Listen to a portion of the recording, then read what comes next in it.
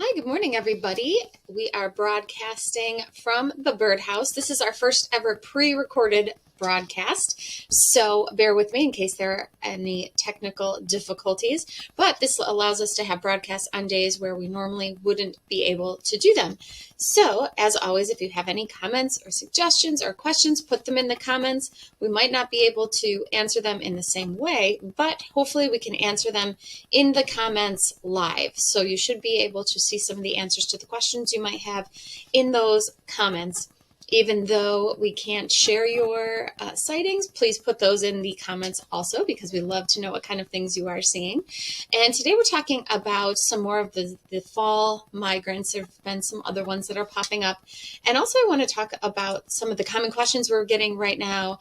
And a lot of them are about migration, also feeding hummingbirds and orioles. Is it safe to do so? Is that going to stop them from migrating? So I'd like to address some of these things as well. So first of all, bird migration is the regular seasonal movement, and here it's going to often be north and south along a flyway between the bird's breeding grounds and its wintering grounds. So right now, here in upstate New York, we're in the breeding grounds for a lot of birds that aren't here normally throughout the wintertime. They will go back down south to Central South America, sometimes not even that far, but that's where they'll spend the winter. So many birds that we have in the area do migrate, and they tend to be funneled by different barriers, whether it be mountain ranges, waterways, and what have you. And you'll see some of those when I show you the flyway maps. You'll kind of see how they are guided. So first of all, why do birds migrate?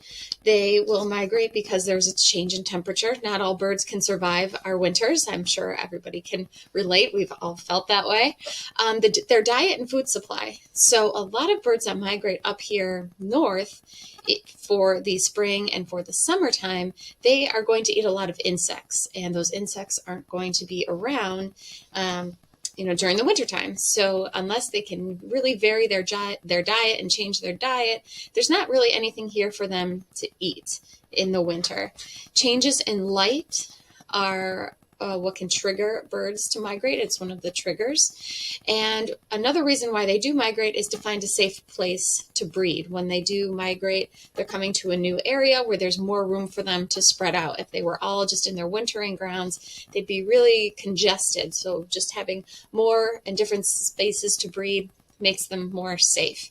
And we look at these migration maps a lot of the time in the spring when birds are starting to migrate in. But I have brought up this website many times before, Rebroadcast, and that is from the Cornell Lab of Ornithology. And this is what they predict the bird activity will be as far as migration. And a lot of this migration happens at night throughout the evening too. So that's another thing to note, which is pretty interesting, is that a lot of these birds will fly throughout the night. In the morning, they're very active as they refuel, and then they will hunker down for the day only to continue on their migration the following day. So this is the predicted migration going from Friday evening to Saturday morning. So you can see it's not as bright as it has been sometimes in the spring, but we are in a patch here where there is some migration activity going on. So there's not only that spring migration, but we do have fall migration as well. And so we've been going over some of these other birds that you might start to see in the area. Some of them just pass on through. Some of them are coming from the north down here. This is south for them for the winter, and that's where they'll stay. But some of them are just passing on through. So we'll keep you posted about some of these birds as they become more common in the area. So when it comes time for migration, the birds have to prepare. So they've got to prepare for that flight.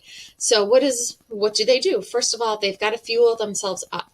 And so if you are concerned, we get this question all the time: should I take down my hummingbird feeders? I want to make sure that they migrate.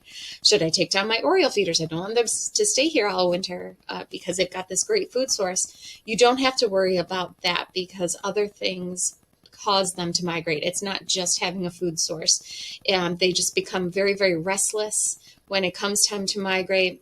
The changes in the day tell them it is time to go, and it's time to go down south. So you don't have to worry that keeping your feeder up will cause them not to migrate. So if anything, it's actually quite important to keep your feeders up, because the hummingbirds need to refuel, the orioles, they need to refuel. So they do eat quite a lot. In fact, we're getting lots of reports right now of hummingbird activity at feeders, more so than I've heard all year. So the reason for that is they are getting ready to start migrating. They're fueling up, and they will put on some body fat to allow them to do so.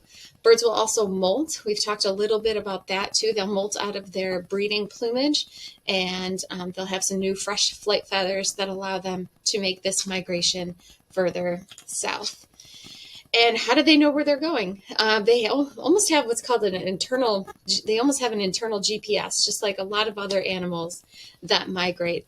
And nobody's totally 100% sure how they exactly know where they're going and when they go.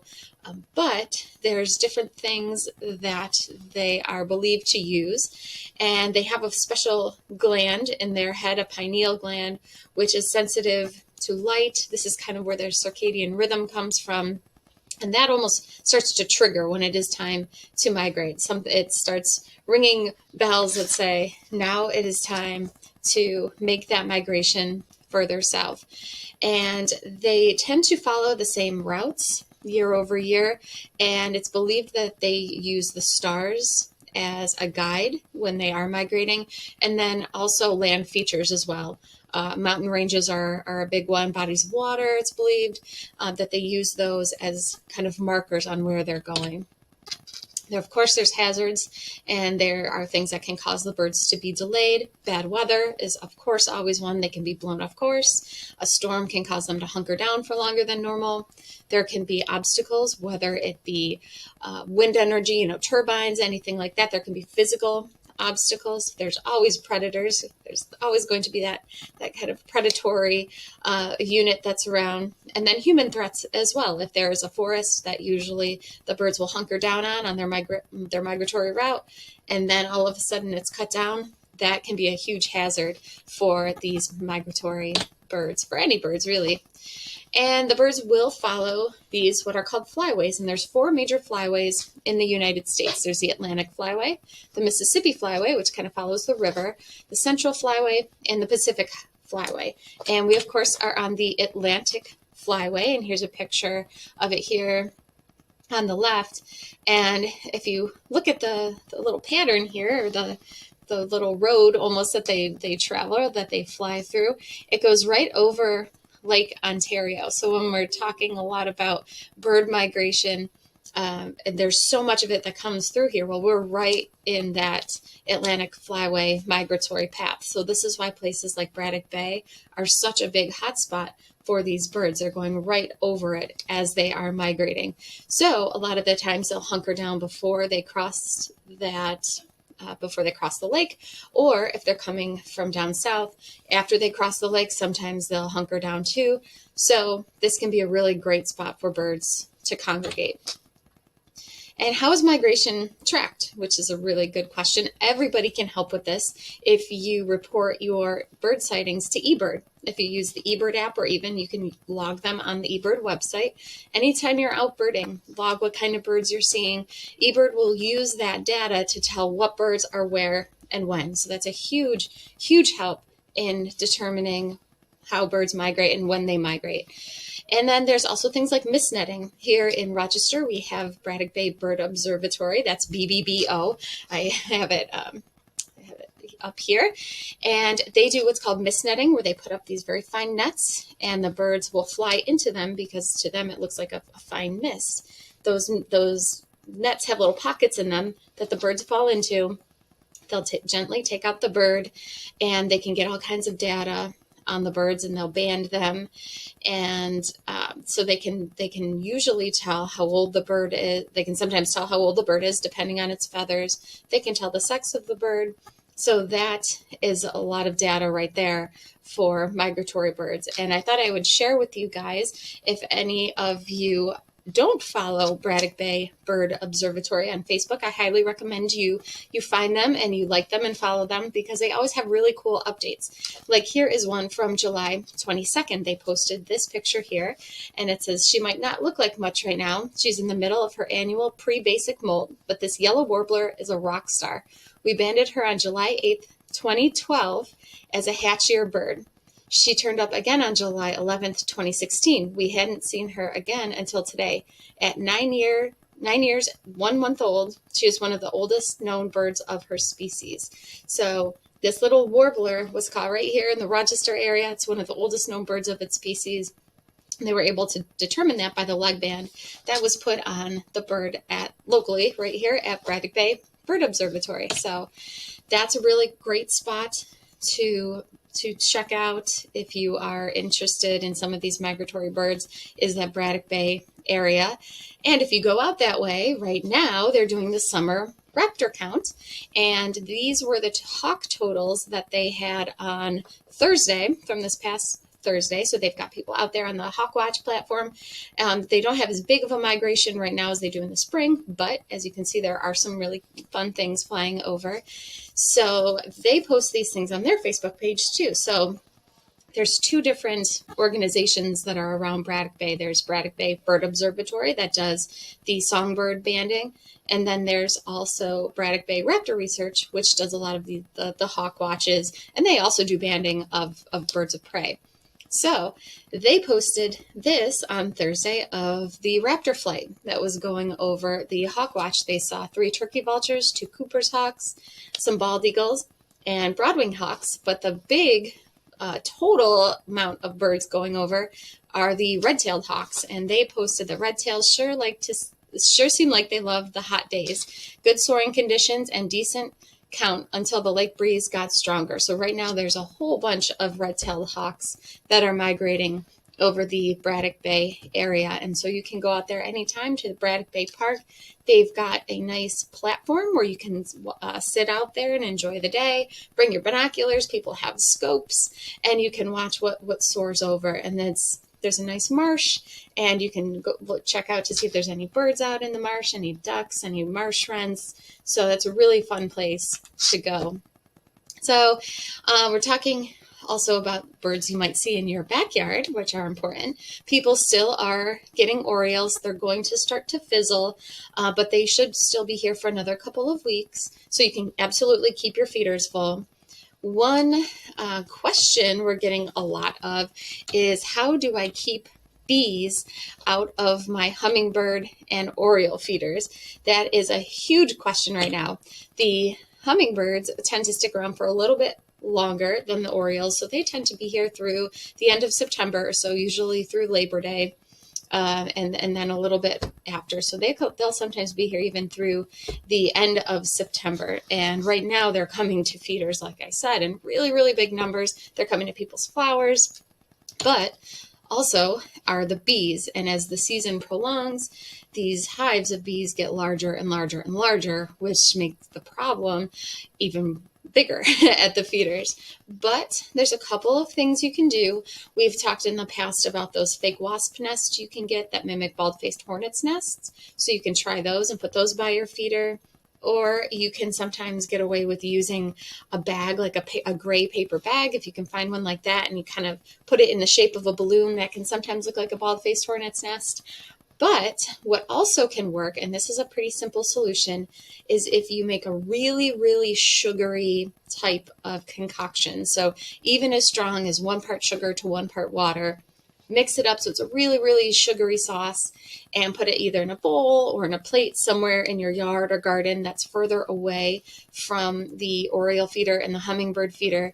The bees tend to go to that. So they really want that sugary, sugary substance. And if they can find something more sugary than your nectar or your jelly, then they tend to go to that. So that's another trick that you can try. I'm curious if anyone has tried that. If you can put in the comments how it's worked, I would love to know your experience with that. Some birds you might see in your backyard also as they're migrating through, they'll look different than they did in the spring. This is the rose-breasted grosbeak. A lot of these birds are going to look different for two reasons. One, they could be juveniles and they haven't gotten into their adult plumage yet. The other thing is they could have molted their feathers, that breeding plumage, and so they do look quite a bit different. So this is a rose-breasted grosbeak that you might see. Indigo buntings look totally different now. The common grackles, they are starting to go a little bit further down south. Some of them will stay here all winter, but in general, it's rare to see a grackle in the winter. Starlings will stay all year, unfortunately, for some of you, I know, but the grackles do go further south. So they're on their way out. Red-winged blackbirds, again, some of them you can find here in the wintertime, but for the most part, the big majority of them are going to go further south. And then this one's one of my favorites, one blackbird that you might see in a field or grassland, the bobolink. So they are also going to be going further down south for the winter. It's that time of the year, same as the scarlet tanagers, and this is a non-breeding male here who looks a lot like the female. So keep an eye out for some of those guys. But as much as there are birds leaving the area, there are also some other ones coming in, and some that you'll start to see, and we might be a little bit early for these guys, but keep your eyes peeled for them because they will be here soon, are the juncos. So it doesn't necessarily mean it's a sign of winter yet or an early winter, but they do fly further south for the winter. They're north, their breeding areas way up north where it's very, very cold. So this is going to be nice and toasty southern weather for them for the winter time. So they will start coming back to yards and feeders. They are a type of sparrow. So anything you've got that the sparrows like, they'll probably like too. They like sunflower hearts, any kind of blend that might have some millet in it. They'll feed usually on the ground underneath your feeders. So if you see a little gray bird bopping around with a white belly and pink beak, that is the junco. And you might start seeing the white-throated sparrows. Some of them are going to be here year-round, so you might have been seeing them in general quite a bit.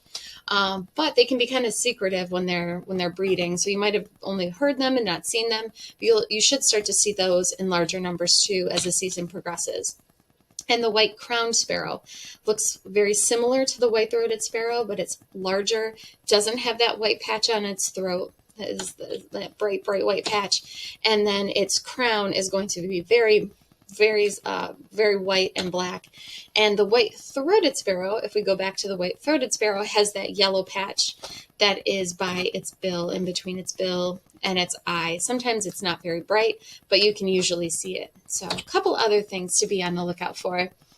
And this past week, so I saw my first one of these guys last Friday, and I was super stoked. And then I saw another one on Saturday, and I've been seeing a lot of people post about these online, locally seeing them. This is the common nighthawk, and they are migrating further down south. They will go to South America for the winter, and they are starting to migrate. So you might see just one, you might see a group of them flying.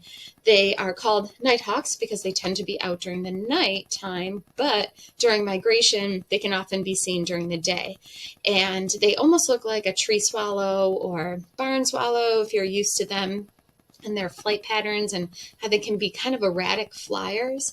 They are kind of like that. So if you see something that looks like almost a giant swallow in the air with long wings, too small to really be any hawk of any real size, it's probably a common nighthawk, especially if they're moving kind of fast, if they're above the treetops. A lot of the times they'll fly over the treetops as they're searching for insects and grabbing insects, just like a swallow will.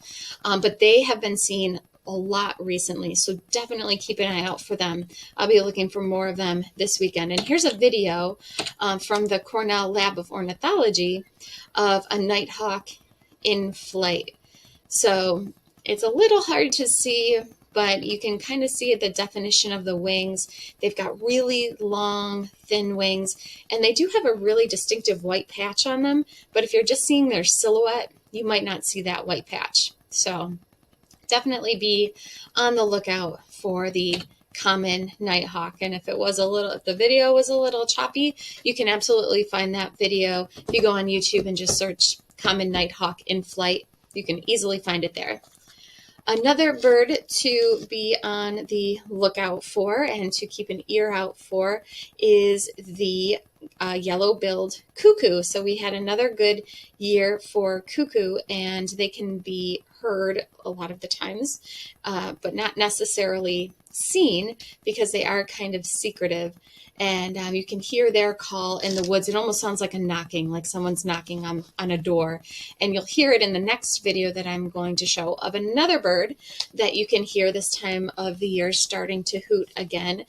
Barred owls. People are reporting barred owls, hearing them hooting in the middle of the night or early on in the evening.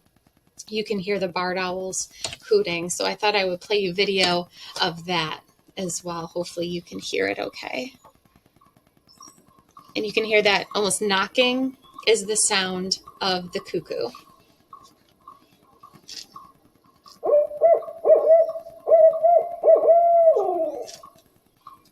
So this is a sound you just might hear in the woods, sounding like who cooks for you? Who cooks for you all? So different species of owls we have in the area, and that one seems to be hooting quite a bit at the moment. So keep your ears open, I guess I should say, for that, because they can be very hard to see unless you hear them hooting and know where they are. And then finally, of course, it is the beginning of monarch migration season. So even as you're driving around, you might see monarchs crossing the street, flying all over the place. There's a lot of them out. I know many of you are raising monarch butterflies. If that is the case, you've probably got a bunch of chrysalises and you've got the monarchs hatching out pretty actively. Now is when they're going to start migrating, and the peak of migration in our area in upstate New York is going to be around the 10th to 15th or so of September. So we still have a couple more weeks of where you'll see a lot of these butterflies, but as we get closer and closer to those dates, you should start seeing more and more and more because their populations go up even into Canada. So those Canadian populations do still have to go all the way down south to Mexico. So they have quite a flight to make. And that is, I believe, the last of the slides that I have prepared for you guys. So I can't really answer your questions live here, but of course, as always, if you have any kind of questions, you can put those in the comments and we will absolutely respond to those. And we'll be back on Tuesday with another broadcast, and we will be actually live, so you can ask your questions live and get them answered right away. And we'd love to know, of course, all of the sightings you guys are seeing. It's an exciting time of the year where we still have a bunch of the birds we had in the spring and summer. Some more are starting to come in, and you never know just what you might see. Lots of bees out there, lots of birds, lots of butterflies. So keep an eye out. We love to know what kind of things that you guys are seeing. So definitely let us know. And we will be back on Tuesday. And until then, have a great weekend.